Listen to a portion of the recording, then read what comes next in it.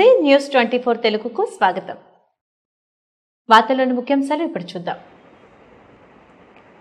శుక్రవారం డ్రైడే సందర్భంగా Wanaparthy మున్సిపాలిటీలోని 32వ ward KDR colony చిన్నమందడి గ్రామం సోలీపూర్ గ్రామంలో నిర్వహిస్తున్న డ్రైడే కార్యక్రమాలను జిల్లా కలెక్టర్ ఆదర్శ సురభి పరిశీలించారు.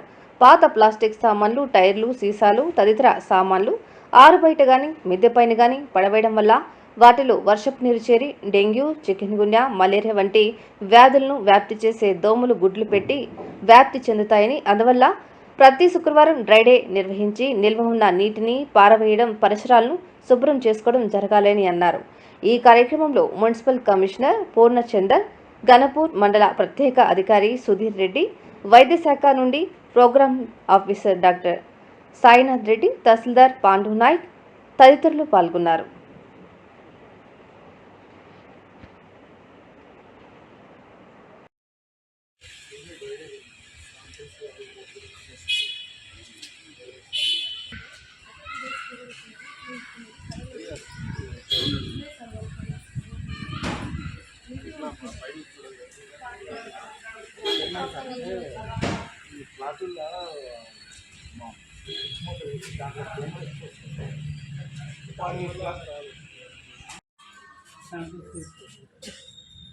ఎట్లా తీసుకున్నారు? ఇప్పుడు ఇక్కడ 19 గ్రాములు తీసుకున్నారు.